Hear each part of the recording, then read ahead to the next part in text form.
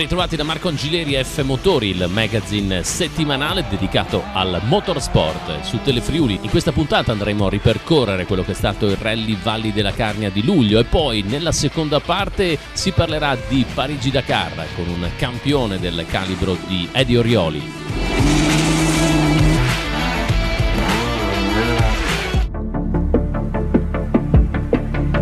Un weekend spettacolare con un numeroso pubblico presente sabato 2 e domenica 3 luglio all'8ª edizione del Rally Valli della Carnia, competizione valida per la Coppa Italia di Zona, un evento che si è ripreso l'affetto della gente in piazza d'Ampezzo, nei comuni attraversati dalla corsa e lungo le prove speciali, confermando una qualità organizzativa di alto profilo. Marco Signore e Patrick Bernardi hanno letteralmente dominato e conquistato il loro secondo sigillo dopo la vittoria del 2019. La Skoda Fabia Rally 2 del driver trevigiano è parsa inavvicinabile dagli avversari sin dalle prime battute del sabato, dopo il passaggio sulla prova spettacolo Voltois in partenza dal centro di Ampezzo, presa d'assalto da pubblico, e poi il doppio sprint in discesa da Avaglio nel comune di Lauco fino a Villa Santina. Domenica Marco Signore ha incrementato il vantaggio con il triplo passaggio sulla Val di Lauco con arrivo alle porte di Tolmezzo e mantenendo a distanza gli avversari nei due passaggi sulla PS Passo Duron. Tempo totale 52 minuti e 59 secondi. Le prove sono molto difficili comunque, dal 2019 che non venivo qua. Ho fatto solo la prova, quella spettacolo, diciamo, in centro a un pezzo, e per me il resto sono completamente nuove. Siamo partiti con il nostro ritmo, direi abbastanza bene. Devo ancora migliorare qualcosa perché qualche secondo mi ha lasciato qua e là. Tornando alla prova del Duron, cosa ne pensi? Una prova per te nuova, hai vinto nel 2019, mi sembra che non c'era. No, quella non c'era sicuramente, mi aspettavo molto più grip, invece tutto al contrario, era molto scivolosa. E infatti anche i tornantoni facevo fatica a farli puliti e proprio non sono riuscito a interpretarla bene. Infatti io ho fatto il secondo tempo a poco dal primo, però non sono riuscito a mantenere il solito distacco al chilometro rispetto alle altre prove. Parlando della prova spettacolo del sabato sera, una marea di gente vuole bene ai rally, lo ha dimostrato in questa occasione il popolo di Ampezzo. Sì, ho visto, sinceramente ho buttato l'occhio qua e là perché non avevo molto tempo di guardare tanto in giro. Sicuramente in partenza ho visto veramente molta gente, ma qui, come insomma anche al Piancavallo, ho visto molti appassionati e si vede che questo rally è molto sentito. La tua stagione come continuerà? Ma adesso, dopo questa gara qua, non so se andremo a Rally della Lana, che fa parte sempre del campionato italiano del Cira, e poi probabilmente faremo le Alpi Orientali sempre per la gara di Coppa Italia, e poi continuare col San Martino di Castrozza, valevole per il Cira, e poi vediamo in base anche ai risultati. Arrivare anche nel Lazio per la finale, immagino, e lì con voglia di mettere tutti dietro. Sì, quello è l'obiettivo del nostro Coppa Italia, di arrivare a fare appunto di qualificarci per la finale a Lazio e provare anche a far bene anche lì.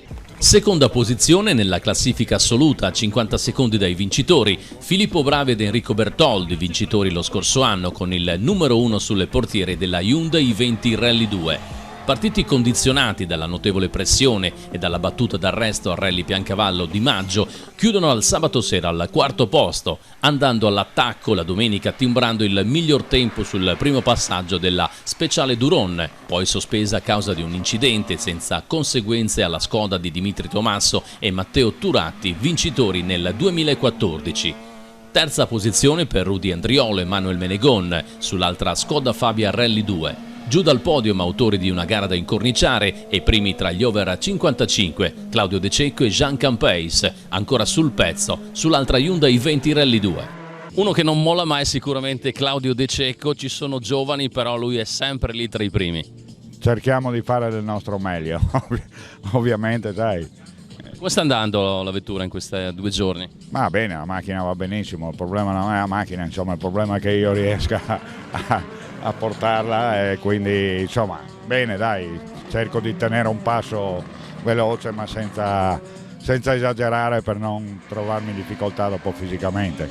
Immagino che per te ci sia la volontà di arrivare tra i primi nella Over 55, nella finale nel Lazio. No, quello è il mio obiettivo principale. Ovviamente adesso sono abbondantemente primo dell'Over 55, quindi cerco di fare comunque del mio meglio, ma insomma una posizione in più o in meno in assoluta non mi cambia e quindi va bene così. E il team, ovviamente Friul Motor, continua ad alti livelli a così servire dei fior di piloti un po' ovunque.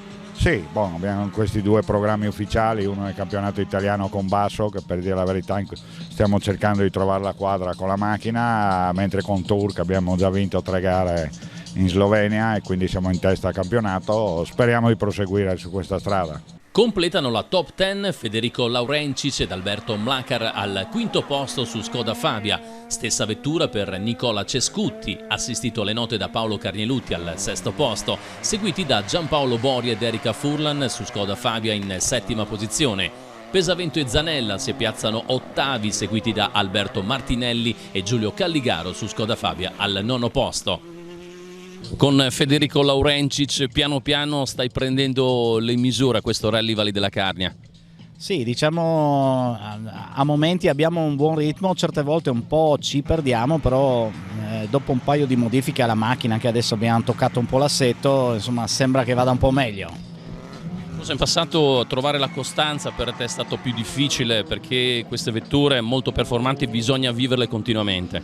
Sono vetture che vanno molto forte in curva e quindi bisogna guidarle tanto per aver fiducia di entrare veramente forte in curva. Immagino che in questa stagione ci sia spazio anche per qualche gara all'estero. Voi della Gorizia Corse siete molto attivi oltre confine.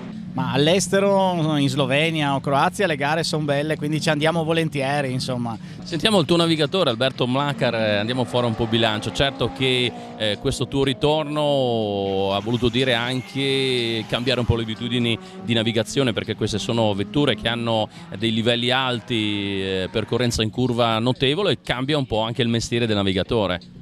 Ah sì, io avevo lasciato il sedile di destra per un po' di anni, ma insomma con piacere, quando Federico mi ha proposto di tornare a sedermi in fianco a lui, ho accettato. Sicuramente è cambiato tanto con le macchine, sono cambiati gli assetti, le gomme, quindi la velocità e la percorrenza in curva è molto più alta, specialmente con le Rally 2, che insomma sono quasi il massimo che si può avere. Stiamo provando, stiamo rimettendo insieme un po' di meccanismi, a volte ci riescono bene, a volte un po' meno. Accenno destro Dossato in sinistra, 6 lunga, 2 tempi per sacrifica destra, 5 lunga, Cecca. Sì, siamo partiti con l'intento di andare forte sempre, però purtroppo alla partenza della Fusea siamo arrivati lunghi sulla primissima inversione, purtroppo si è spenta la macchina, abbiamo dovuto fare manovra, ci siamo girati, abbiamo perso un sacco di tempo, però noi siamo rientrati poi alla prova successiva, ci siamo divertiti, quindi vuol dire che l'obiettivo è andare a prendere prova per prova e vedere dove siamo. Erika, vuoi ritornare come un tempo, macinando rally su rally e portando poi a casa dei bei risultati? Io ci provo, la passione non finisce mai, soprattutto sono contenta di aver ritrovato Giampaolo, perché ti dirò una curiosità. Io e Giampaolo abbiamo corso 11 anni fa insieme e partivamo col numero 7 a Rally di Maiano. Qui siamo di nuovo in Friuli, a Udine, col numero 7 con la Skoda, per cui era destino, dai. Come continua la vostra stagione? O la tua, chiaramente, a disposizione di altri piloti? Allora, noi facciamo tutto l'impegno del quarta zona, puntando, vediamo se arriviamo alla finale. Io ho degli altri impegni personali che andrò a sviluppare dopo la seconda metà dell'anno, che potrebbero essere delle gare su terra, come degli impegni che non ti dico, ma te lo farò sapere. Beh, lo sai, io sono un territoriale, quindi sicuro a casa mia. La gara è sempre bellissima, organizzata sempre in maniera magistrale. Per noi sta andando abbastanza bene, abbiamo qualche problema con gli pneumatici, forse abbiamo fatto una scelta un po' troppo dura e meno conservativa per provare a vedere se le prestazioni potevano aumentare, invece siamo lì che stiamo un po' così tribolando. E adesso vediamo, dovremo fare delle modifiche all'assetto soprattutto e vediamo cosa salta fuori. La gara è bellissima, la prova di Fusea dopo tantissimi anni l'hanno riproposta con questa discesa con tanti tornanti, è molto cattiva, quindi per me super.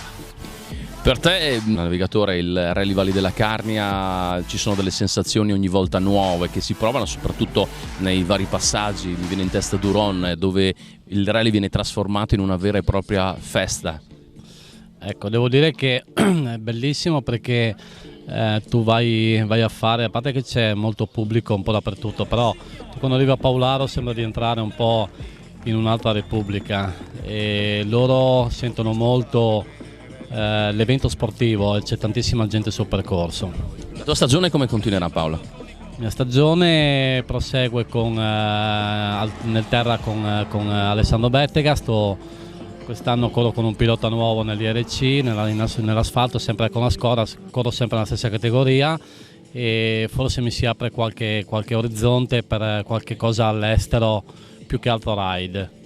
Una penalità estromesso dai 10 Enrico Zille sulla Ford Fiesta Rally 2, mettendo dentro la Renault Clio Williams di Marco Zanier, a sua volta dominatore incontrastato della classe A7. Il driver di Lestance ha fatto come sempre il fenomeno in confidenza con il suo mezzo preparato in casa. Secondo sul podio di classe A7 Stefano Paronuzzi, seguito da Matteo Righini. Dominio quasi netto di Bern Zanon tra le Renault Clio Super 1600, seguito da Marco Marchiol. Nella Rally 4 vince Giacomo Pasa davanti a Matteo De Sabata e Fabrizio Martinis, finalmente al volante nell'amatissima Carnia. Prestazione super per Gabriele Bassutti su Peugeot 106, 19esimo assoluto e primo in A6, che non ha lasciato spazio a Carlo Zinutti, comunque sempre molto veloce. Confronto serrato nella classe N2, carica di rivalità con 26 equipaggi al via. Alla fine la spuntata Dimitri Cortese replicando la vittoria del Piancavallo, precedendo Nicola Florit secondo e Luca Bennincal terzo posto.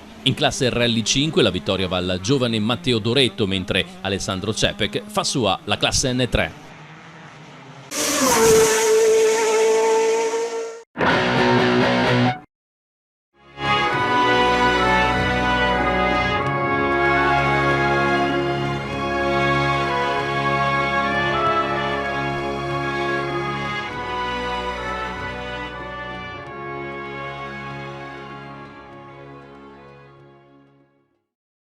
Diciamo che il primo vero contratto l'ho fatto con la Honda, andavamo a firmare il contratto a Roma, mi ricordo come adesso, con me in squadra ci correva Claudio Terruzzi.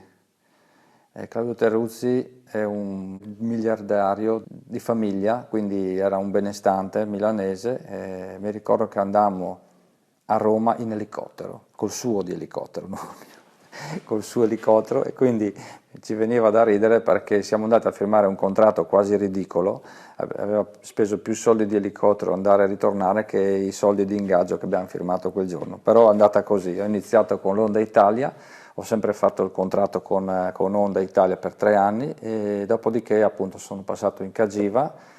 A Cagiva mi ha rincorso perché dopo la prima esperienza abbiamo avuto un po' di problemi perché la moto non andava poi così bene, infatti distruggeva le gomme, andava così veloce che sulle piste battute si superavano i 200 all'ora. È chiaro che non vai tutto il giorno a 200 all'ora, è impossibile, però le punte le abbiamo fatte, tra io e De Petri eravamo sempre i più veloci di quel periodo. Mi feci anche male al Rally dei Faraoni, ho fatto una brutta caduta, una frattura alle vertebre, e mi sono fatto male ad ottobre, la prognosi era fino a gennaio e io invece a gennaio sono partito per la Parigi-Dakar dopo le cure del dottor Costa eccetera, e ho fatto degli sforzi inimmaginabili per poter allenarmi sempre disteso su una panca con la squadra dell'Udinese che mi mise a disposizione di spogliatoi, la magnetoterapia che facevo ogni giorno per poter far sì che le ossa che mi si erano spezzate nella vertebra, avevo schiacciato 3 vertebre schiacciate,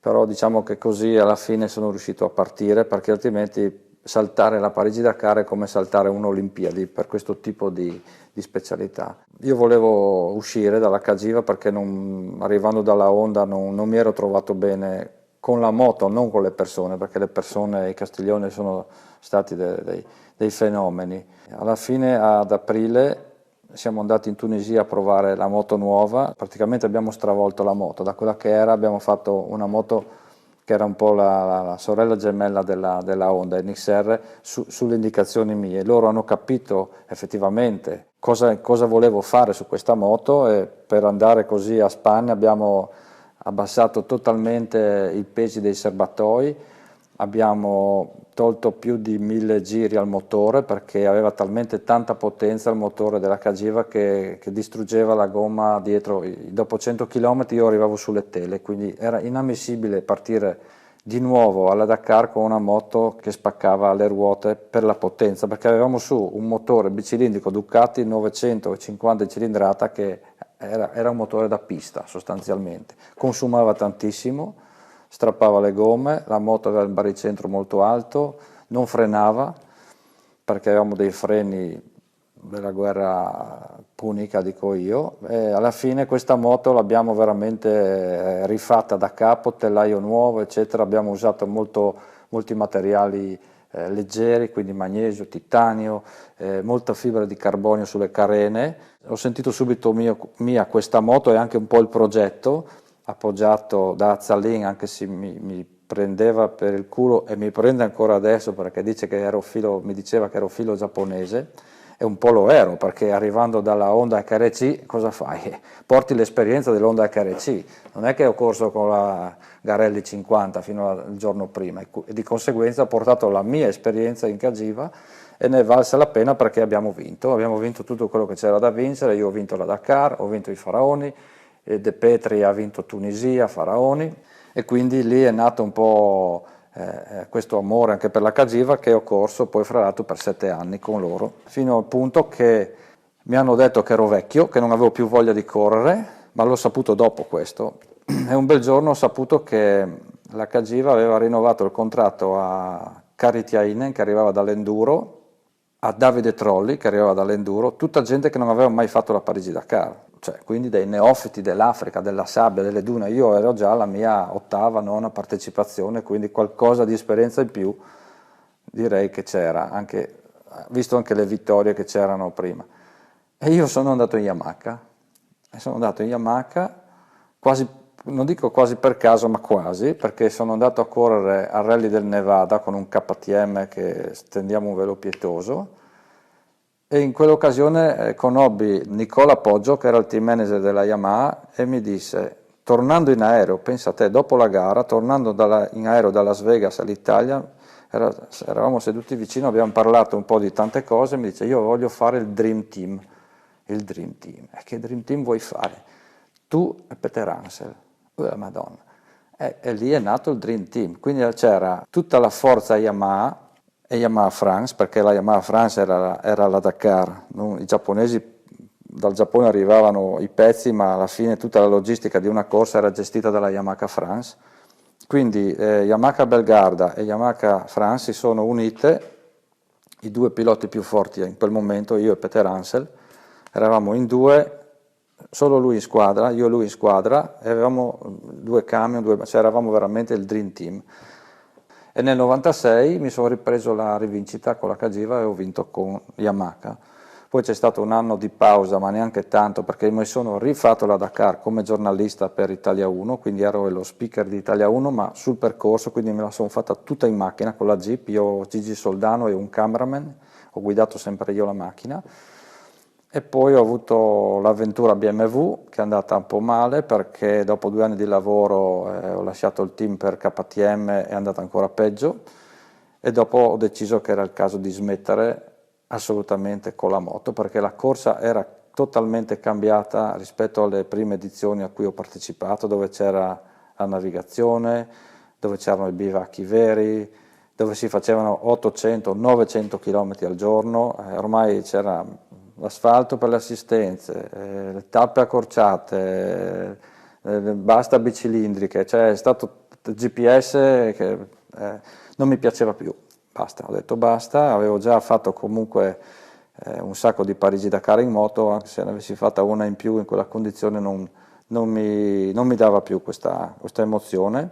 E qui mi collego alle auto, molti non sanno che io ho sempre corso in auto, ho fatto i rally, ho corso con le Delta, ho fatto il campionato italiano terra classificandomi al secondo posto con le Delta integrale 4VD col team Totip di Milano. Negli anni 90 comunque, adesso precisamente le annate, però diciamo che ho corso un po' di fila. Ecco. Le prime gare le ho fatte con la Manta, ho fatto il Rally di Piancavallo con la Ford Escort, ho corso la 24 ore del Nürburgring per 5 volte, ho fatto la 24 ore del Nürburgring classificandomi quinto assoluto con una BMW M3 assieme a Luca Cappellari, Fabrizio Golin, gara memorabile e corsa memorabile soprattutto e percorso incredibile. Quindi la mia passione per le auto c'è sempre stata e tutte le sere io quando scendevo dalla mia KG o dalla mia Yamaha andavo sempre nei box della Peugeot, della Citroën, andavo a parlare con Ari Vatanen, con Cancunen e con tutti i piloti che correvano con questi bolidi del deserto, il quale avrei sempre voluto prima o dopo partecipare. Quindi da lì è iniziata un'avventura semi-ufficiale con la Nissan, col team Tecnosport di Varese, ho corso con le Nissan, ho fatto un bel quinto posto al Rally dei Faraoni, credo nel 94, nel 95, anche al Rally di Tunisia classificandomi secondo.